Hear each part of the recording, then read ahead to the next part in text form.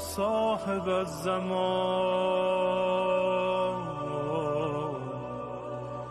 الغوث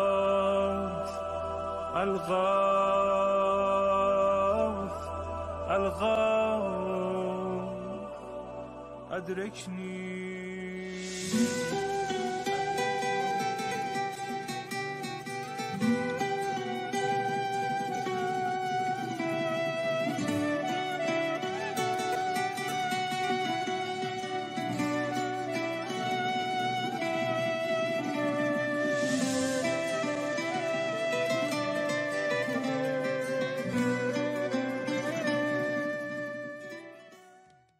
اعوذ باللہ من الشیطان اللعین الرجیم. بسم اللہ الرحمن الرحیم. وصلی اللہ علی محمد وآل بیتہ الطیبین الطاہرین المعصومین. بارگاہ ملکوتی امیر المومنین سرزمین نجف اشرف سے مومنین کرام کی خدمت میں ایک بار پھر حاضر خدمت ہوں. تیسرے انٹرنیشنل المعارف العلویہ شارٹ کورس کا درس نمبر 17 لے کے حاضر ہونے کا شرف حاصل ہو رہا ہے. اس درس میں ہم گزشتہ سے پیوستہ اسی موضوع کو مزید واضح کریں گے کہ امام زمان عجل اللہ فرجہ الشریف کی غیبت کے زمانے میں کون سی ذمہ داریاں ہمارے کندھوں پہ عائد ہوتی ہیں، کون کون سے ایسے امور ہیں کہ جو ہمیں امام زمان عجل اللہ فرجہ الشریف کی غیبت کے زمانے میں انجام دینے چاہیے. گزشتہ 3-4 دروس میں ہم اسی سلسلے کو لے کے آگے بڑھ رہے ہیں اور آج بھی چند ایک ذمہ داریوں کو مومنین کرام کی خدمت میں بیان کریں گے. 5ویں ذمہ داری جو ایک انسان مومن کے کندھوں کے اوپر عائد ہوتی ہے غیبت کبریٰ کے زمانے میں، وہ امام زمان عجل اللہ فرجہ الشریف کے ساتھ ایک قلبی لگاؤ ہے، ایک دلی تعلق جو امام علیہ السلام کے ساتھ قائم کرنا ہے. امام علیہ السلام کی محبت، امام علیہ السلام کی ولایت کو اپنے دل میں سجانا ہے. اور ایک انسان مومن جو اہل بیت علیہ السلام سے محبت کرتا ہے اس کے لیے لازم ہے کہ وہ امیر المومنین سے لے کے مہدی برحق عجل اللہ فرجہ الشریف تک تمام ائمہ ہدیٰ سے محبت، ان کی ولایت کا اظہار کرے اور دم بھرے اور یہ تصدیق کرے کہ ائمہ اہل بیت علیہ السلام رسول خدا صلی اللہ علیہ وسلم کے خلفاء ہیں، جانشین ہیں اور مسلمانوں کے رہبر و پیشوا ہیں. اور اس محبت اور مودت کی طرف جو ایک فطری امر ہے، قرآن مجید نے بھی اشارہ کیا بڑے واضح انداز میں. آیت کریمہ ہے کہ قُلْ لَا أَسْأَلُكُمْ عَلَيْهِ أَجْرًا إِلَّا الْمَوَدَّةَ فِي الْقُرْبَى. اے میرے حبیب کہہ دیجئے کہ میں کار رسالت پہ کسی قسم کے اجر کا تم سے سوال نہیں کرتا، إِلَّا الْمَوَدَّةَ فِي الْقُرْبَى، مگر میرے جو قریبی رشتہ دار ہیں ان سے مودت کو میں اجر رسالت قرار دیتا ہوں. لہٰذا اہل بیت علیہ السلام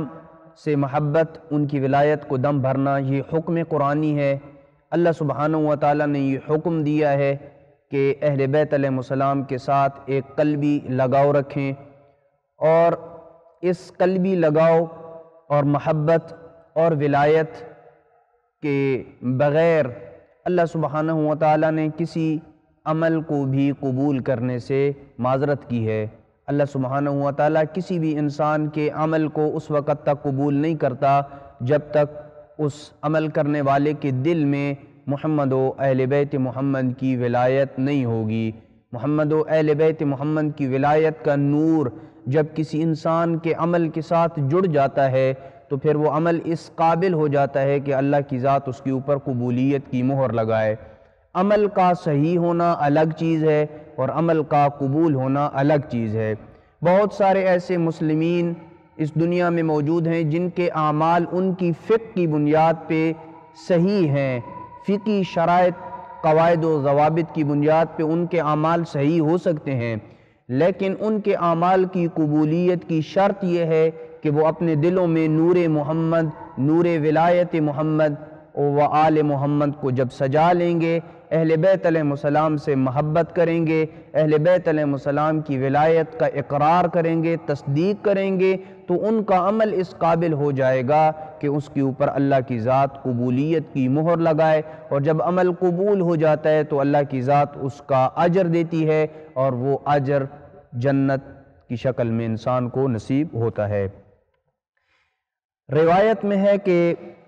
پیغمبر اکرم صلی اللہ علیہ وآلہ وسلم کو معراج پہ اللہ کی ذات نے یہ ارشاد فرمایا، یا محمد اتحب ان تراہم، اے محمد کیا تو اپنے جانشینوں کو اور مسلمانوں کے رہبر اور پیشوا جو آپ کے بعد ہوں گے ان کو کیا آپ دیکھنا چاہتے ہیں؟ قلت نعم، پیغمبر اکرم صلی اللہ علیہ وآلہ وسلم نے ارشاد فرمایا، ہاں میں اپنے جانشینوں کو، مسلمانوں کے رہبروں اور پیشواؤں کو دیکھنا چاہتا ہوں۔ قال تقدم امامک، اے محمد آگے بڑھو۔ پیغمبر فرماتے ہیں فتقدمت امامی، میں آگے بڑھا۔ وَإِذَا عَلِيُّ بْنُ أَبِي طالب وَالْحَسَنِ وَالْحُسَيْنِ، کہ میں نے دیکھا کہ علی ابن ابی طالب ہیں، ان کے دونوں فرزند حسنین شریفین ہیں، علی ابن الحسین امام زین العابدین ہیں، محمد ابن علی امام محمد باقر ہیں، جعفر ابن محمد امام جعفر صادق ہیں، موسیٰ ابن جعفر امام موسیٰ کاظم علیہ السلام ہیں، علی ابن موسیٰ امام علی رضا علیہ السلام ہیں، محمد ابن علی امام محمد تقی امام جواد ہیں، علی ابن محمد امام علی نقی امام ہادی ہیں، والحسن ابن علی اور امام حسن عسکری ہیں، والحجت القائم اور 12ویں امام حجت قائم ہیں۔ فرمایا کأنہو، یہاں تک تو یہ حدیث جو تھی وہ سب آئمہ کو شامل تھی، اب یہاں سے جو حدیث ہے وہ 12ویں امام کے ساتھ خاص ہے کہ امام علیہ السلام کی کیا عظمت ہے۔ فرمایا کأنہو کوکب دری فی وسطہم، یہ 12ویں امام حجت ابن الحسن العسکری ان 12 اماموں کے درمیان، 11 اماموں کے درمیان ایسے ہوں گے کہ جیسے آسمان کے وسط میں ستارے چمکتے ہیں۔ تمام آسمان میں جب ستارے چمک رہے ہوتے ہیں تو جو تارے بالکل آسمان کے سینٹر میں واضح طور پہ چمک رہے ہوتے ہیں، امام مہدی عجل اللہ فرجہ الشریف 11 آئمہ میں جو یہ خود 12ویں ہوں گے، اور 11 میں ان کی حیثیت ایسی ہوگی کہ جیسے کوکب دری ہے، ایک چمکتا ہوا ستارہ جو ہے وہ واضح شکل میں ہوگا۔ فقلت یا رب من ہؤلاء، میں نے کہا کہ اے میرے پالنے والے، میرے رب یہ کون ہیں؟ فقال ہؤلاء الائمہ وہذا القائم، یہ آئمہ ہدا ہیں، یہ آئمۃ المسلمین ہیں، یہ آئمہ اہل بیت ہیں، وہذا القائم، اور یہ جو ان کے درمیان کوکب دری کی طرح، ستاروں کی طرح چمک رہا ہے، یہ قائم آل محمد ہے۔ کیا وصف ہے اس قائم آل محمد کی؟ یحل حلالی، یہ میرے حلال کو حلال باقی رکھے گا، ویحرم حرامی، اور میرے حرام کو حرام باقی رکھے گا۔ حلال محمد حلال الی یوم القیامہ، وحرام محمد حرام الی یوم القیامہ، جس چیز کو پیغمبر اکرم صلی اللہ علیہ وآلہ وسلم کی شریعت میں حرام قرار دیا گیا وہ قیامت تک حرام رہے گی، جس چیز کو پیغمبر اکرم کی شریعت میں حلال قرار دیا گیا وہ قیامت تک حلال رہے گی۔ بہت سارے ہمارے نادان دوست جو ہیں آج کل پیغمبر اکرم صلی اللہ علیہ وآلہ وسلم کی شریعت اور امام حسین علیہ السلام کی شریعت میں فرق کرتے ہیں کہ بہت ساری چیزیں ایسی ہیں، پتہ نہیں وہ 14 یا 15 چیزیں ایسی گنواتے ہیں کہ جو امام حسین علیہ السلام کی شریعت میں جائز ہیں اور رسول اسلام کی شریعت میں جائز نہیں ہے۔ ایسا نہیں ہے، یہ نادان لوگ ہیں، ان کو پتہ نہیں ہے حقیقت میں کہ پیغمبر اکرم صلی اللہ علیہ وآلہ وسلم ہی کی شریعت ہے۔ امام حسین علیہ السلام صاحب شریعت نہیں ہے، امام حسین علیہ السلام امام ہیں، امام صاحب شریعت نہیں ہوتا ہے، امام خود اپنی کوئی الگ سے شریعت نہیں لے کے آتا ہے، وہ امام محافظ شریعت ہوتا ہے۔ امام علیہ السلام اپنی جان کی بازی لگا کے شریعت کا دفاع کرتے ہیں، شریعت کی حفاظت کرتے ہیں امام علیہ السلام۔ فرمایا کہ یحل حلالی، میرے حلال کو حلال باقی رکھے گا، ویحرم حرامی، اور میرے حرام کو حرام باقی رکھے گا، وینتقم من اعدائی، اور میرے دشمنوں سے انتقام لے گا۔ جس نے بھی پیغمبر اکرم صلی اللہ علیہ وآلہ وسلم اور ان کی اولاد اطہار پہ ظلم کیے، اذیت دیے،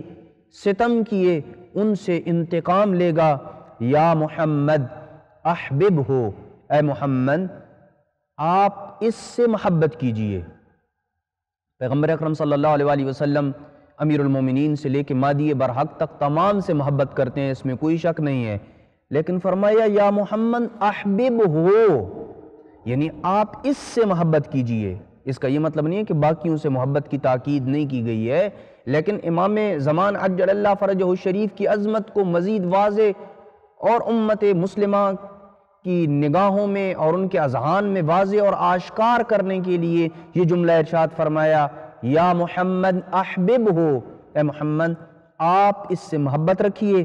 فإنی احبہ، میں قائم آل محمد سے محبت رکھتا ہوں، وأحب من يحبہ، نہ فقط قائم آل محمد سے محبت رکھتا ہوں بلکہ جو بندہ قائم آل محمد سے محبت رکھے گا میں اللہ اس سے محبت رکھوں گا۔ پس قائم آل محمد کی محبت یہ اللہ کی محبت کا موجب بنتی ہے۔ کوئی بندہ چاہتا ہے کہ اللہ کا وہ محبوب بن جائے، وہ محبوب خدا بن جائے، تو وہ قائم آل محمد سے محبت کرے، ان کی اطاعت کرے۔ اور محبت کا تقاضا فقط زبانی کلامی یہ نہیں ہوتا ہے کہ میں اپنے وقت کے امام سے محبت کرتا ہوں، یہ ضروری ہے، یہ زبانی کلامی دعویٰ یہ ضروری ہے، چونکہ پہلے تو محبت ہے نا زبان سے، پھر زبان سے محبت کے بعد اپنے اعضاء و جوارح کو ان کی محبت اور ان کی اطاعت میں ڈھال دے، یہ حقیقی محبت ہے۔ وگرنہ زبانی تعریفوں کے پل باندھنے کا کوئی عملی فائدہ شاید نظر نہ آئے اگر انسان